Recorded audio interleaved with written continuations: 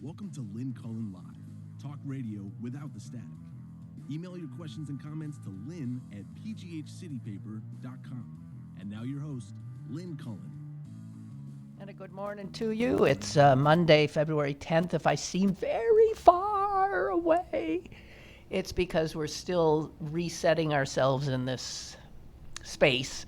I was far away last time, Thursday. And we'll try to get us back sort of closer to you. If I'd known I was going to be this far away, I wouldn't have bothered putting any makeup on. Jeez. Anyway, hi, it's another soggy, gray Monday in Pittsburgh, Pennsylvania, midway through February. Not quite, but close. I think I've been unloading on you for months now about how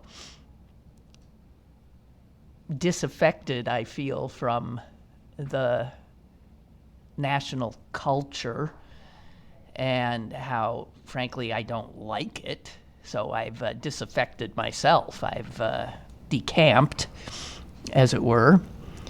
But another sign of that is that I couldn't watch the Oscars. I mean, I can't watch the State of the Union. I can't watch the Oscars. It doesn't matter whether it's entertainment, politics. I just can't.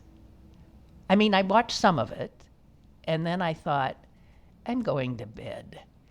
My distaste for our cultural offerings in general, forces me to bed. It's the televised stuff. There's plenty of other stuff to be, good culture to be accessed. But, I'm sorry. Didn't go there. So I have a few things that I saw and want to say.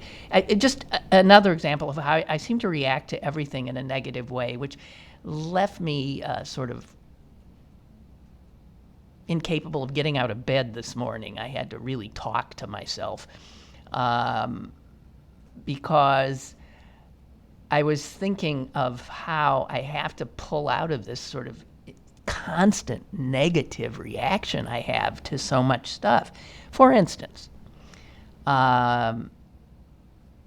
amidst all the Oscar stuff and who wore what and all of that, there was this little item I found from Teen Vogue that Natalie Portman, the actress, had worn a obviously beautiful dress with a Dior cape that was embroidered with the names of all the women directors who had been snubbed in the Best Director category. And instead of reacting like, yeah, good for her, I thought, what absurdity. You had embroidered on your Dior cape the names of all. Yeah, and does that change anything? Does it simply set you apart as somebody who can, first of all, afford a Dior cape and have it customized, embroidered by hand with the names of all the women directors? And this simply so that some old lady in Pittsburgh can, talk about it the next day because it'll get you some ink. And this is my level of just exhaustion. In the article in Teen Vogue, it's called a bold statement beyond just the dress. No, it's a statement of extraordinary privilege, too much money, and it goes nowhere. Here I am.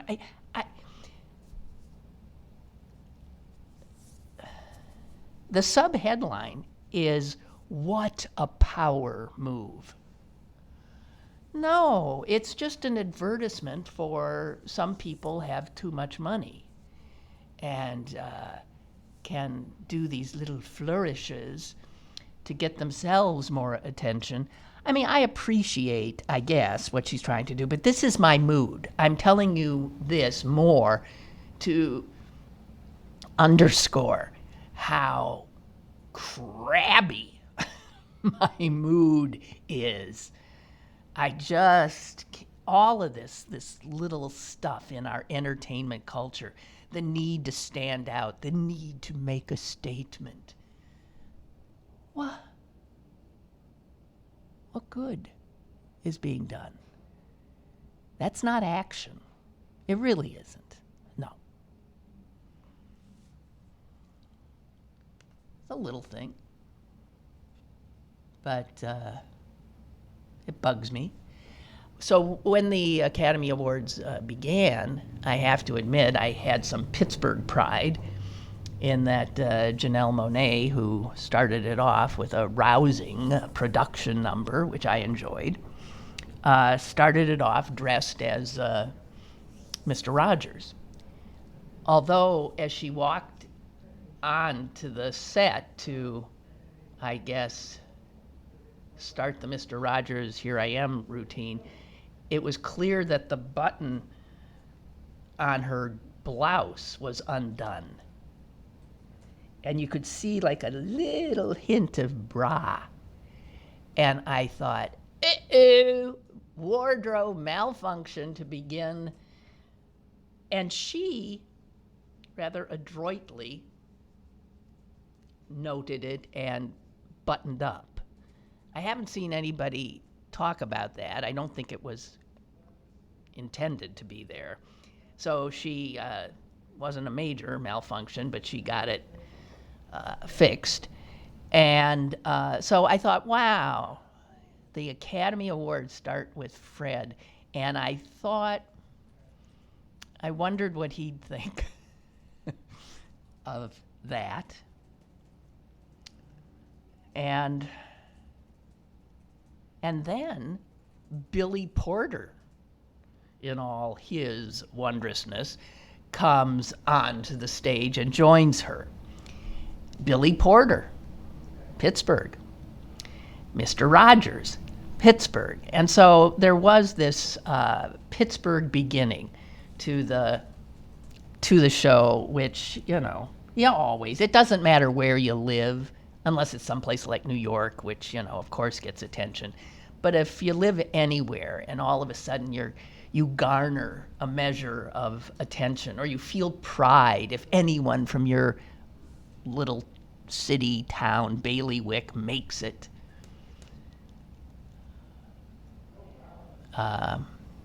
So those are the only two things I have to say, seriously, about the awards. I pretty much left.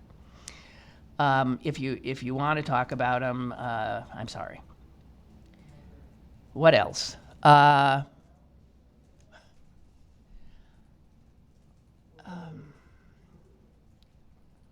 really just don't want to go into the horror stuff. Someday I want to talk more about whatever happened to Lindsey Graham. Did anything happen to him? Is he the same person who was friends with John McCain, who sounded the alarm about Donald Trump when he first arrived on the Republican political scene? What happens to a guy whose politics I do not agree with, but who used to, on occasion, seem to be an honorable man? And he's so clearly, obviously there's a lot of others, but there's something about, as soon as John McCain died, it's as if Lindsey Graham was freed up from having to be a good man so he wouldn't disappoint his friend. John McCain had to have misread him big time, as a lot of other people have said who wonder remember hearing Jill Biden recently saying, we used to be friends. I don't know what happened to him. As if something happened. Well, we're often told that the president has like the beginnings of some kind of dementia. But all the people around him who support him can't all have some form of incipient dementia. Sort of like the coronavirus. If you spend too much time around some of these people, you get infected. And it's lethal in many ways, lethal to your moral compass. I don't know, but Lindsey Graham on one of those Sunday talk shows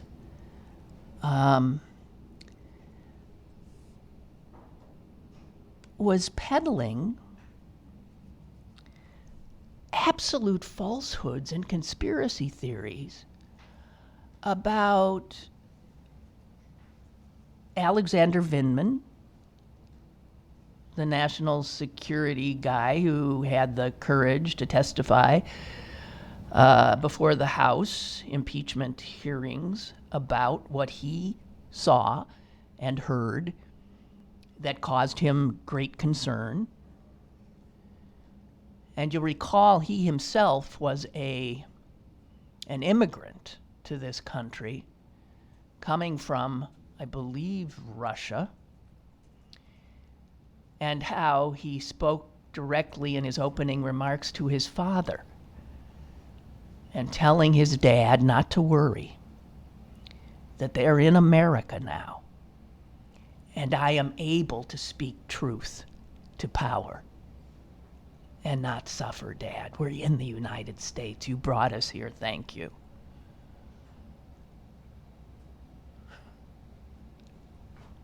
This is not a totalitarian regime that you flee looking for freedom and the ability to be able to speak your conscience without fear of retribution. And look, because Donald Trump and the Republicans have put us rather solidly on the road to autocracy and to an America fueled by fear of retribution for speaking truth to power.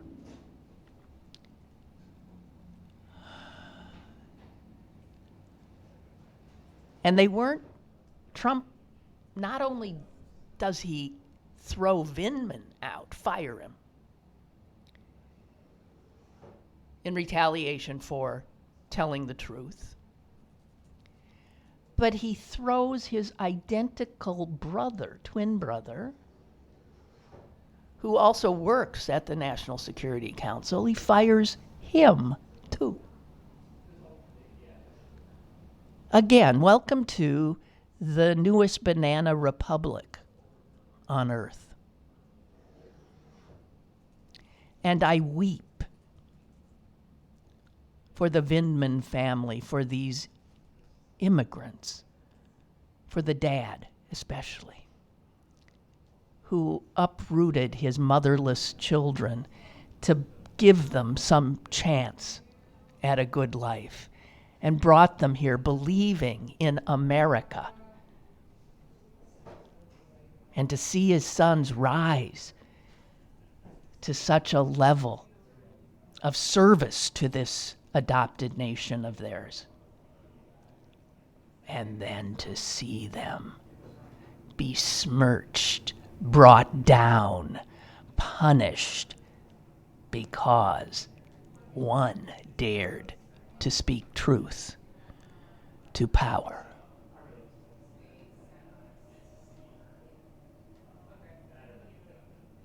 Sondland, too, who pretty much told the truth, I guess. That's the clear indication you told the truth if Trump retaliates.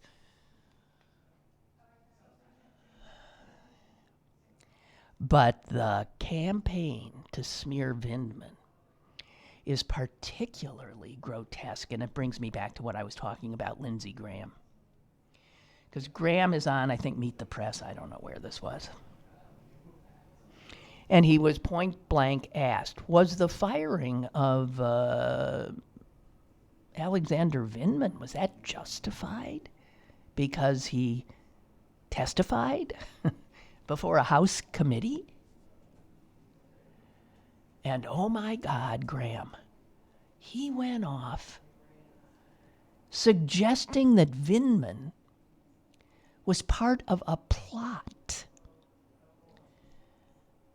A plot joined by, I think he named FBI agents, I think he mentioned CIA agents, he mentioned the Justice Department, he mentioned the government of the United States, along with this Colonel Vindman, were actively plotting against the President of the United States.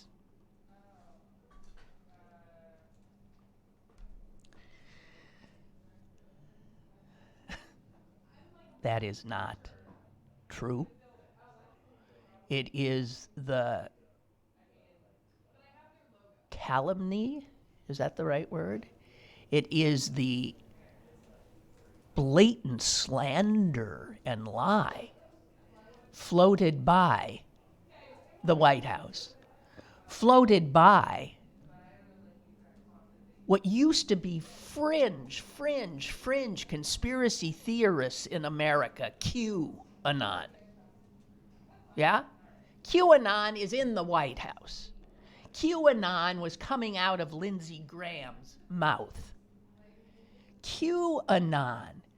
These are the people, same people who gave rise to the Pizzagate thing, where what was Hillary Clinton was had a sex ring with trafficking babies or something in a basement of a pizza joint, and these people believe all that stuff.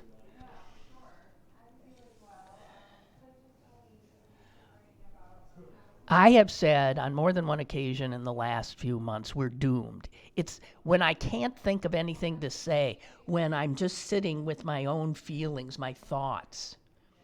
Those are the words that seem to give voice to what I'm feeling. And I am feeling that we as a nation are teetering, and I'm not exaggerating, teetering on a precipice that is unimaginable, correct the tense, was unimaginable to us.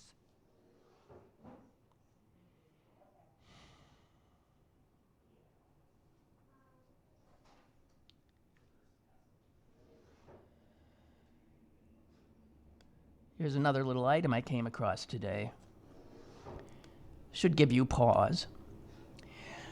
As you know, in the State of the Union address, after it was over, Nancy Pelosi quite trolling, essentially. But this is what's happened to us. So after the, you can say good for her, and I'll say, yeah, I guess good for her. But this is what he's brought us to.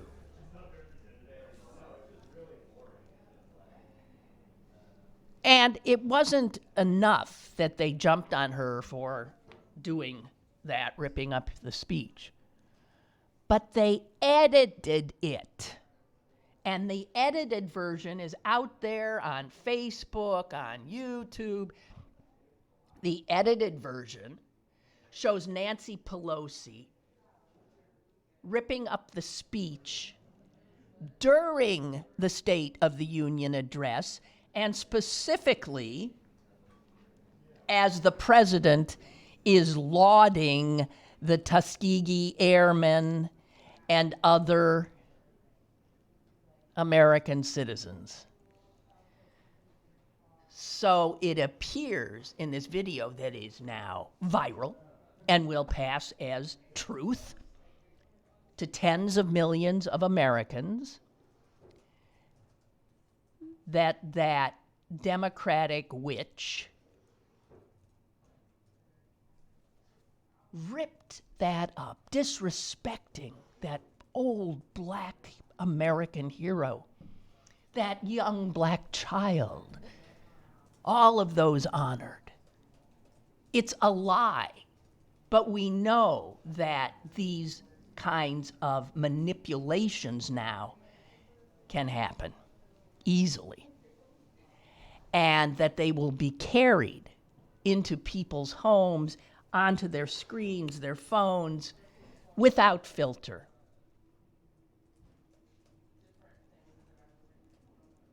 Facebook refuses to take it down. Twitter refuses to take it down.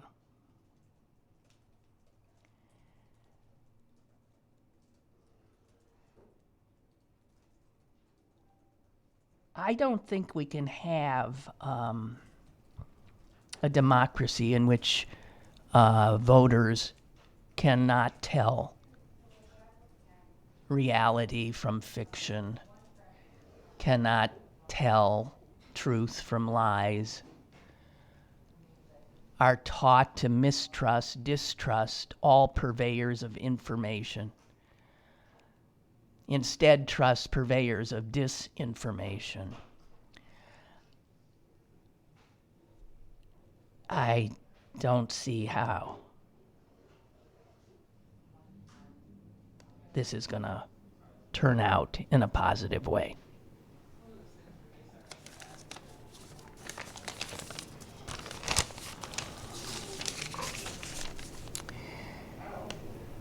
And I mentioned QAnon. There's a piece in the New York Times today about it and how it has now gone from the fringes into the White House, into state houses. Even though QAnon has been identified as a domestic terror threat by the FBI, which only fuels them because they think the FBI is, of course, part of the deep state. And we have a president who uses the term. We hadn't even heard that term 2 years ago. And now you have Lindsey Graham on Meet the Press or Face the Nation or whatever the hell it is, suggesting QAnon level conspiracy theories, all of which, the constant repetition of which, create doubt, cynicism among the people. And once you get the people in such a state of confusion and suspicion and unsure who to turn to, who's telling me the truth, then you have a much, much more easily manipulatable public.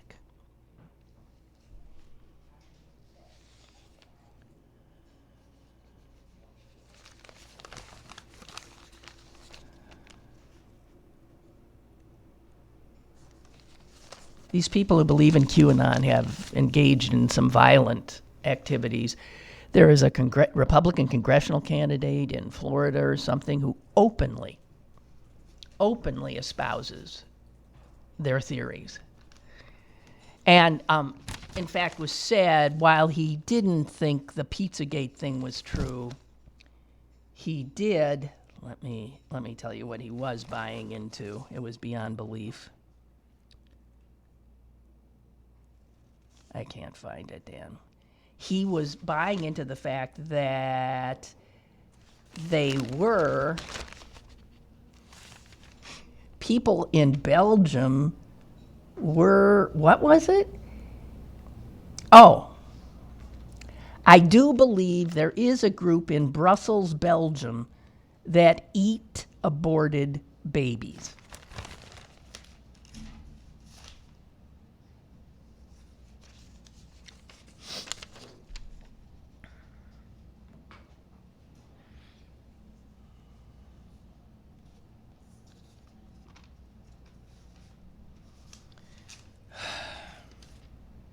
You can see why I and others might, in a deflated moment, of which there are too many to count these days, think we're doomed.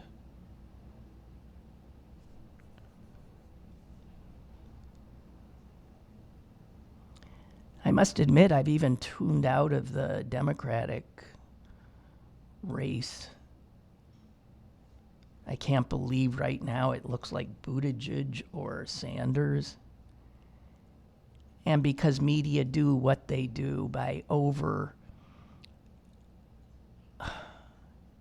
election process goes on so long, ad nauseum, to the point where if by the end of the process you actually can trust, believe in, or even like anybody running, you're a better person than I am.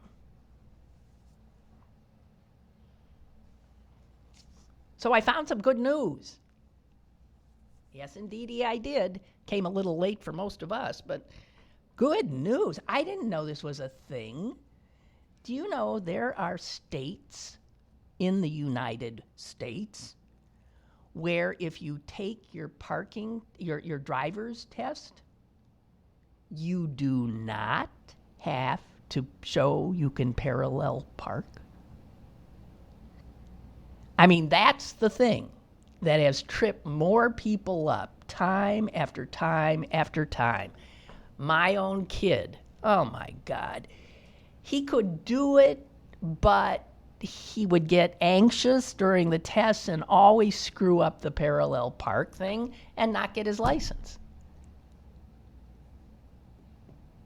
He's hardly alone. Eventually he did. But Nevada just eliminated the parallel parking portion of the driving test. Do you know how much anxiety they lifted from how many people? And it's quite clear. I mean, assuming that the people you see on the road do have their licenses, it's quite clear that an awful lot of people are really bad at parallel parking. That is true. Not I, however. I pride myself on squeezing in to the tightest spaces, sometimes in one adroit move, with no more than an inch on each side. I always look around to see, did anyone see that? I mean, I expect applause to start up on the sidewalks. Did you? I want to emerge from my car, triumphant. But Nevada is not the first. They don't have to parallel park in California to get their licenses. They don't have to do it in Colorado, and they don't have to do it in Florida. Would that the folks in Pennsylvania decide to jettison the parallel parking thing too? One of the reasons these states did it, by the way, is because they were sick of having the same people come back time after time after time after time to get their licenses when they were good to go, except for that one skill, which, you know, they just weren't great at. But it's for the Department of Motor Vehicles people who got sick of flunking these people over and over and over again. So that is the biggest reason. The other reason, and states should start knocking this off now, is now with the technology, you know, beep, beep, beep, beep, beep, beep, beep, beep, beep, beep. I dismantle that stuff because it drives me stark raving mad. But also the fact that you have a camera in most cars now that does apparently help people. The car, again, the sort of heading closer to a car driving itself. But I am most appreciative of that little piece of good news for a change.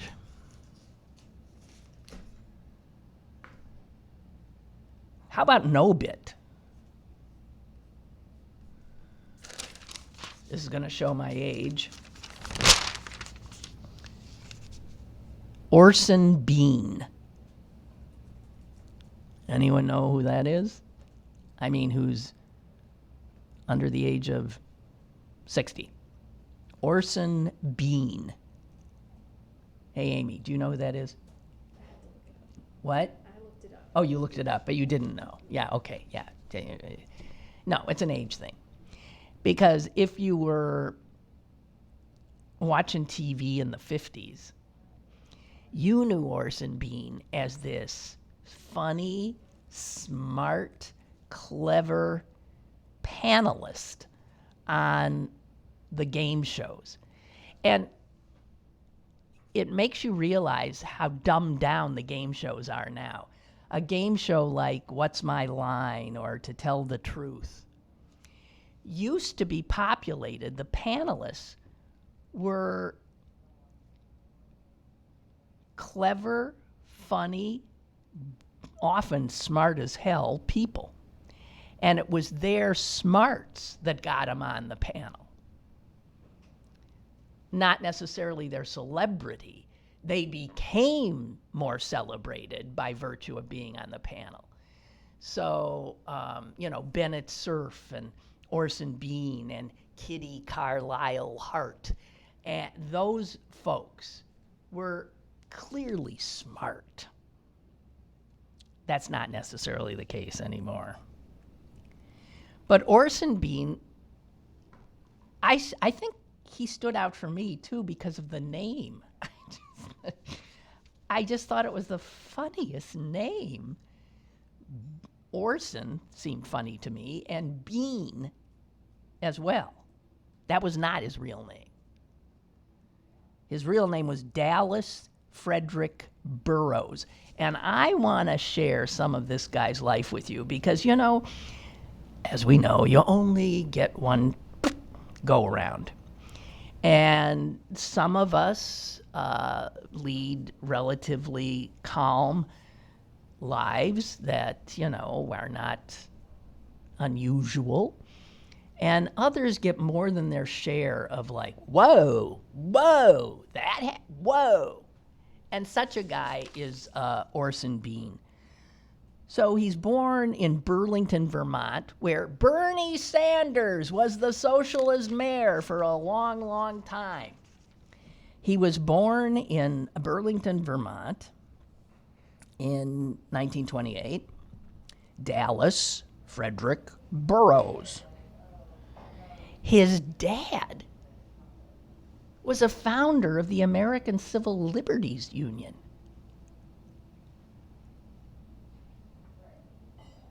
George Burroughs. And the dad, George Burroughs, who was a founder of the ACLU, was also a Harvard University campus cop. And I'm a little mixed up on that one because I sort of thought the people who started the ACLU were all these sort of pointy-headed, lawyerly types, not campus cops.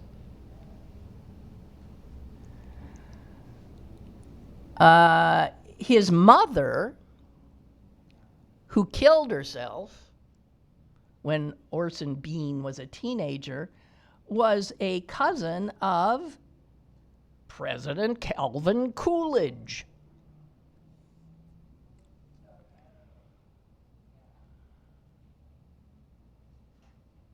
Now, Bean, when he changed his name, I don't know.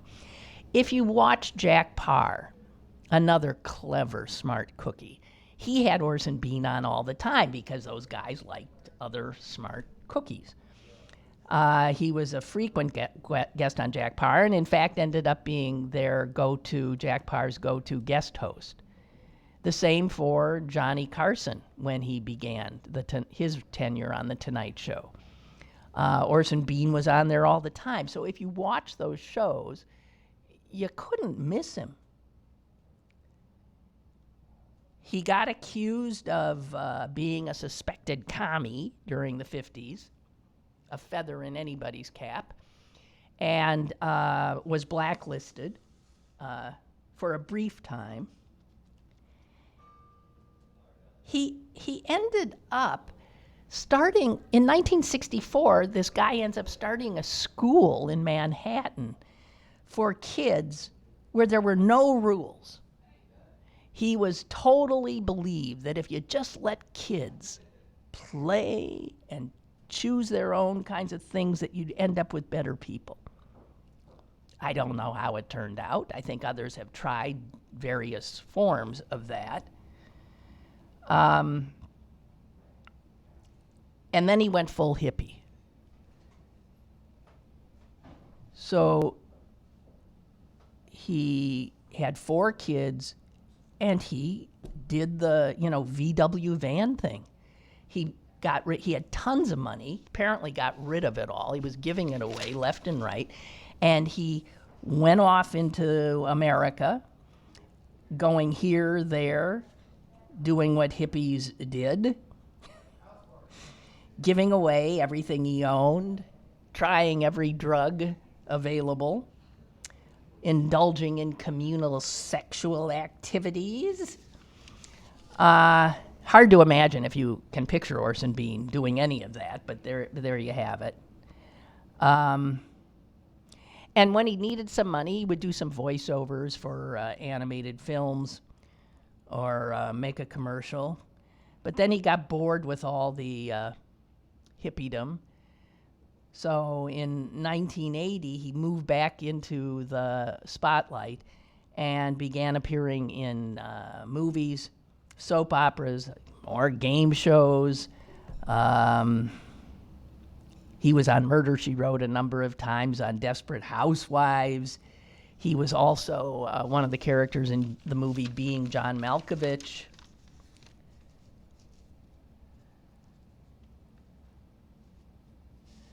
But I remember him as a mainstay of the Merv Griffin Show, the Ed Sullivan Show, the Jack Paar Show, the Tonight Show with Johnny Carson. And I don't know, what an odd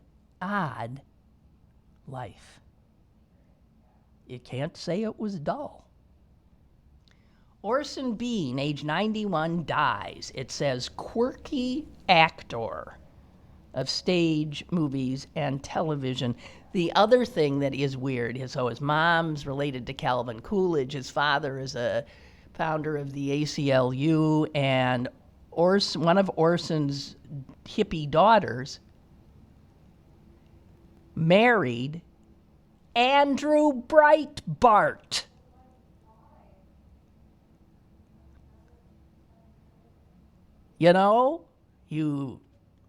Steve Bannon ended up owning Breitbart News because Andrew Breitbart died young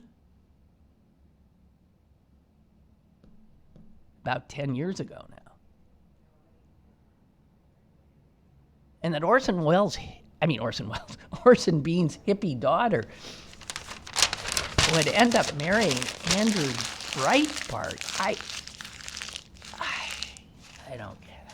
Anyway, so that was, for what it's worth, that was the one obit I had for you. Chuck writes, regarding Natalie Portman, sure, she's a woman of privilege, but aren't nearly all of the attendees similar? Yeah, it's one of the reasons I'm sick of looking at these people and their dresses and their Botoxed bodies and we look at them and think, oh, but the reality is a lot of them are born lucky with great looks, And a lot of them have talent, no doubt about it. But they have, this is sort of our royalty in this country. These beautiful celebrity people who have armies of others who do their hair, their makeup, their faces, their clothing, their clothes, who teach them how to walk and move and do that red carpet pose. I've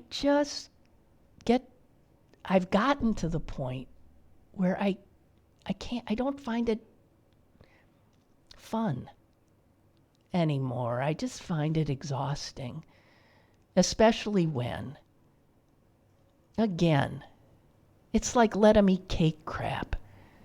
That Dior cape with all the poor spurned women directors embroidered on it. And, I needn't go where you know I'm going. What that money could do.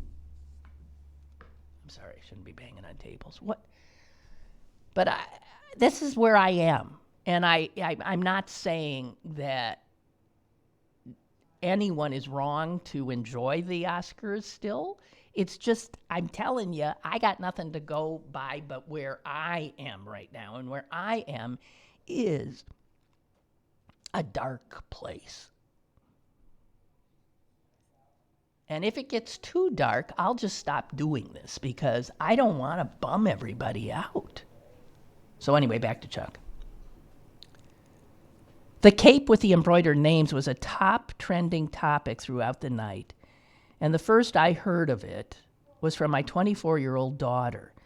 So it could be argued that Portman got her point across. But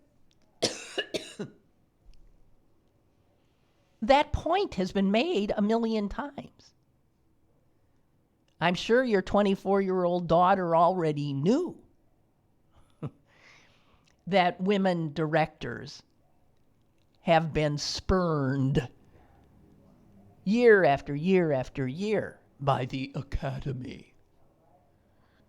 So yes, she got her point across, which was the thing she did want to do, but she wasn't telling us anything we didn't already know, nor are we surprised that she would find this an outrage, as does any fair-minded person. It's just, what's the point? Tell us something we don't know. I would have been more moved if somebody had embroidered the names of all the black men and boys who've been killed by cops in the last 5 years. But that's my thing. It doesn't bring them back. People already know about that death toll. I just don't know what all this sort of self-righteous signifying, where does it get us? For that matter, where does my blather get us? This is the mood I'm in.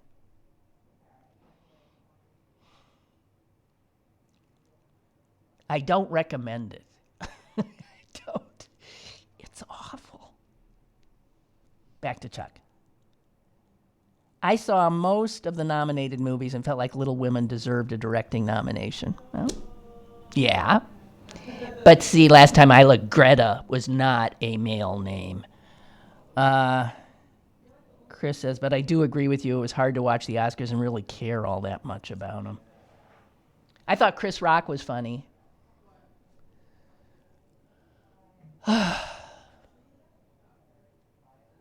I don't know.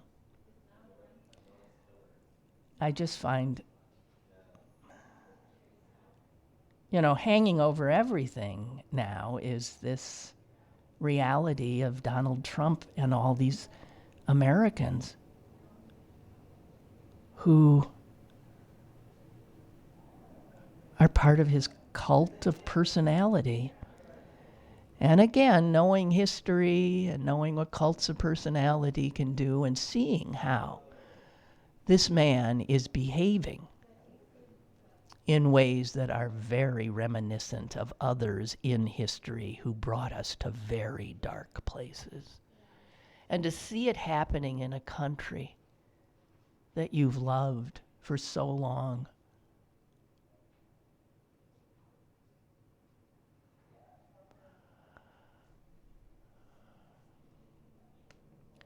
Little Tony says, Lynn, I have to disagree with you. On what?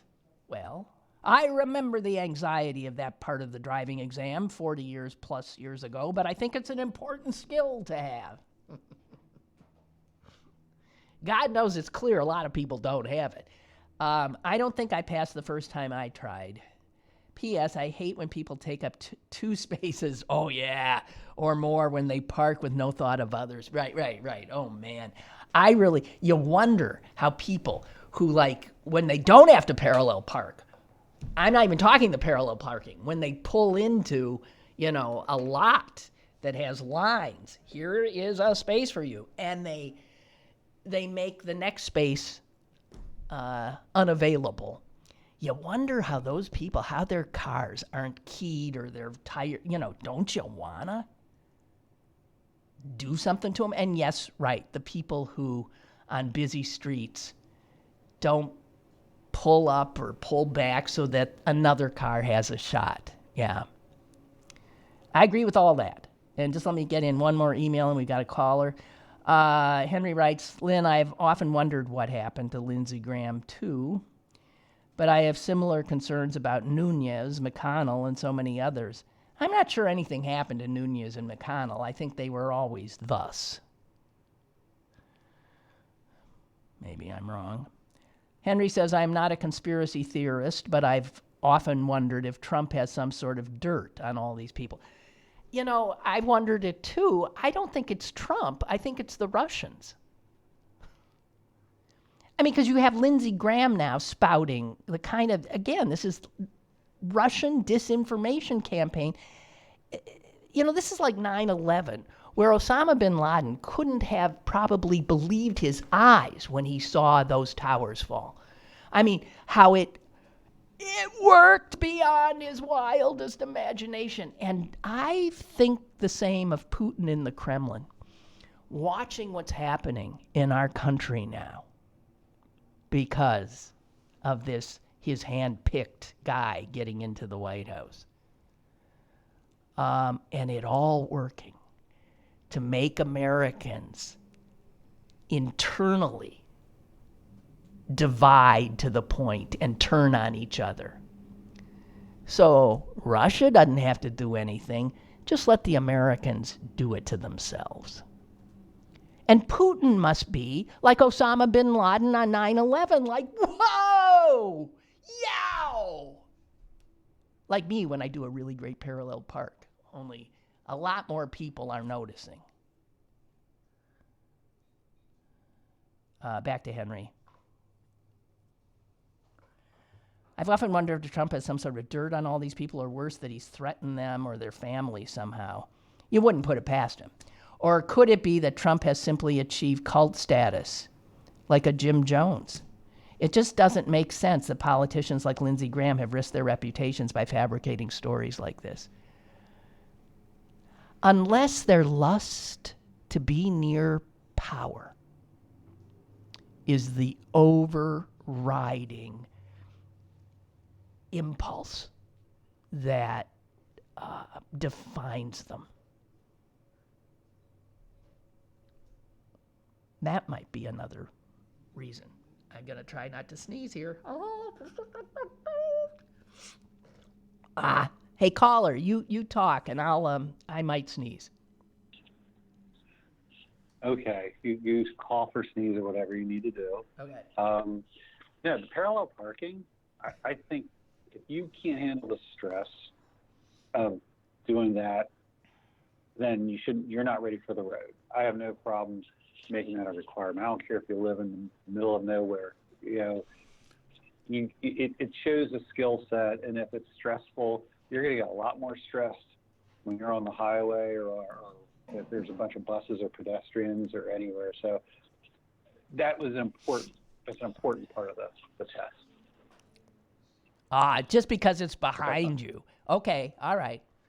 I, for one, No. Because it's behind me? What Yeah. do you mean? I mean, no, because you don't have to. You did it. It's sort of like, well, I did it, and you should have to do it too. No, but it can't be. I'm not saying that. That's not what I meant. What I meant was like, yes, is it always necessary? At some point in time, everybody's going to parallel park. I don't care if you live in Iowa, going to the Caucasus. You're going to have to parallel park at some time. And if it stresses you out, then maybe you shouldn't be driving. I mean, seriously. And I don't care if you're 16 years old or 86 years old. And I've done it twice because I moved to Pennsylvania, and they made me take the whole driving test. I thought I was just going to paperwork and get my Pennsylvania driver's license. So I moved here from Maryland, and they said, "Well, you got to take the test." I said, "Oh, okay." I took the written test. I got all but one right. And you have to take the driving test too. I'm like, "What?" And I said, well, "Parallel park." And I'm like, "Okay." Now, mind you, I was a little scared because I jump in the car. The skipper says, "Forget your bad habits, you'll be fine."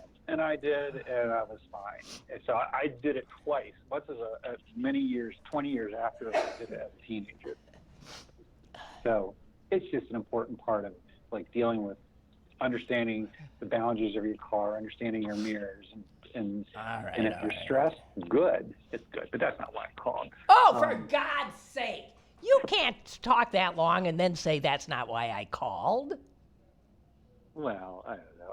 I just thought that the Oscars, I don't understand.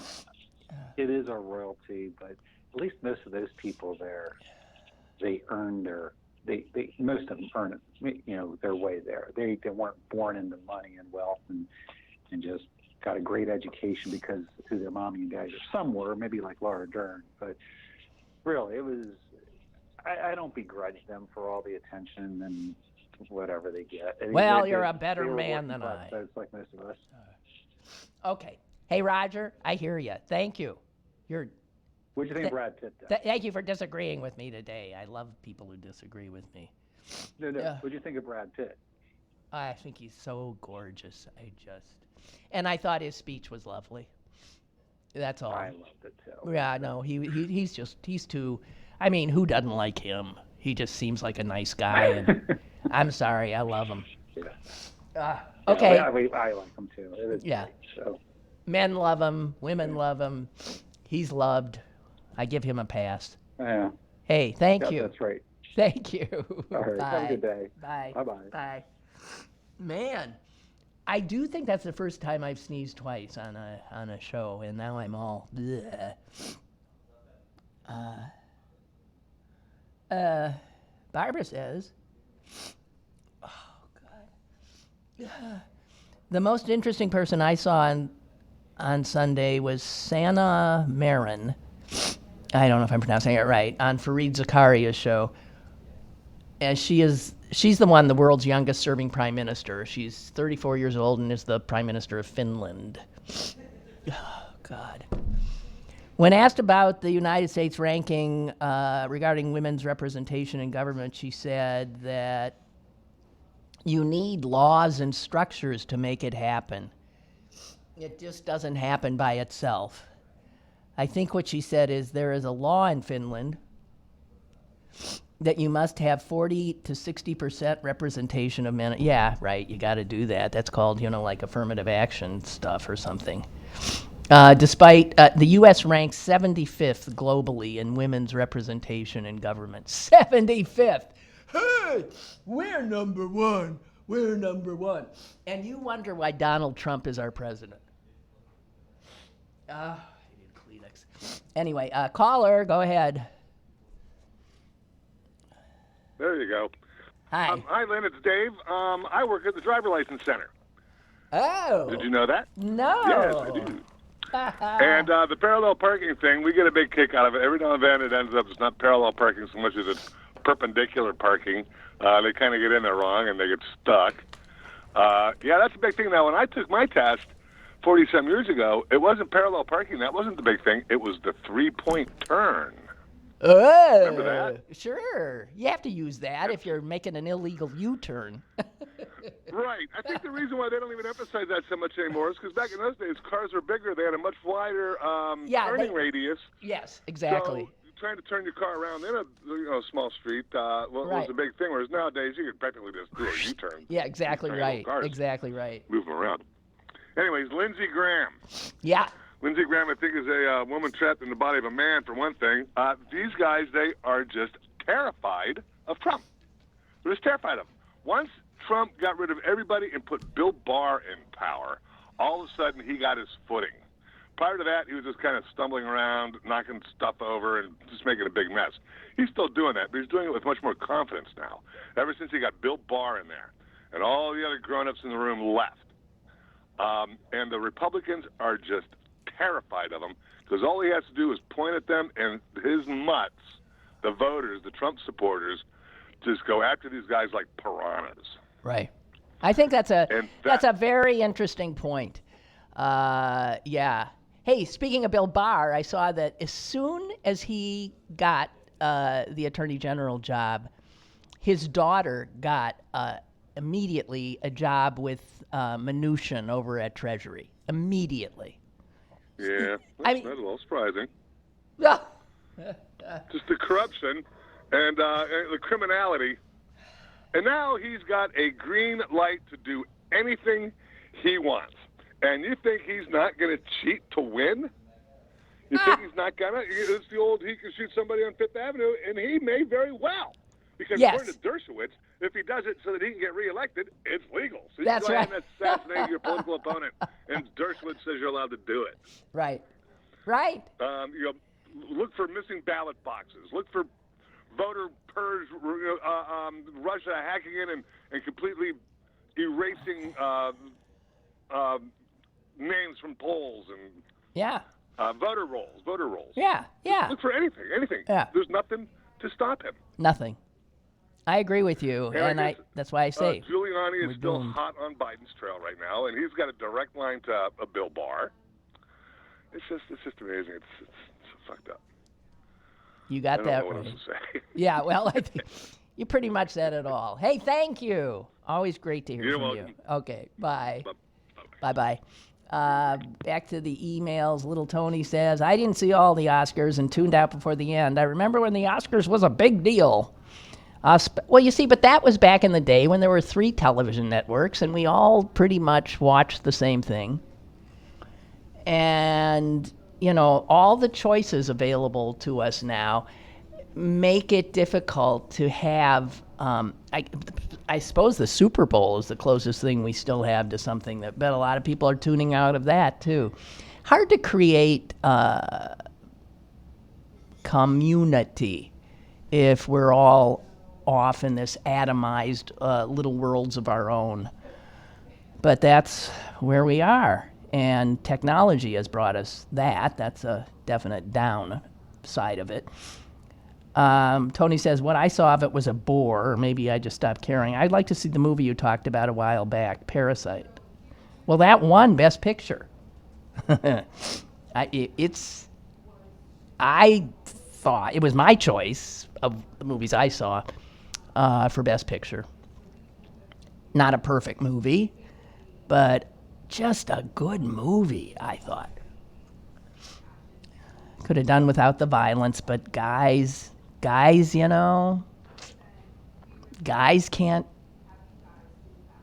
can't seem to avoid it. If you think of most of the movies in the world, they're about guys killing each other.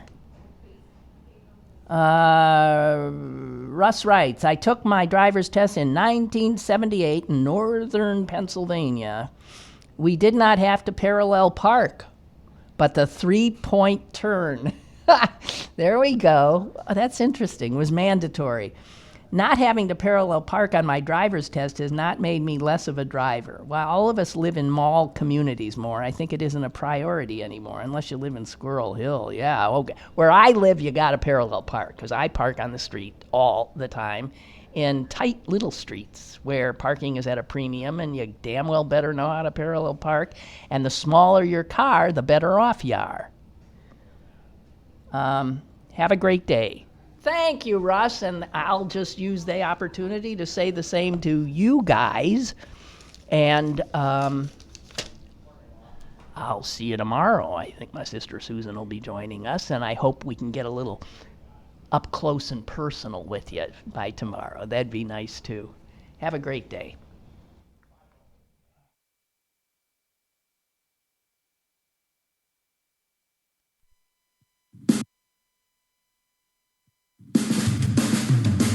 Lynn Cullen Live, Monday through Friday from 10 a.m. to 11 a.m. and archived at pghcitypaper.com. The opinions expressed on Lynn Cullen Live are those of the host and do not necessarily reflect the viewpoints of Pittsburgh City Paper or its advertisers.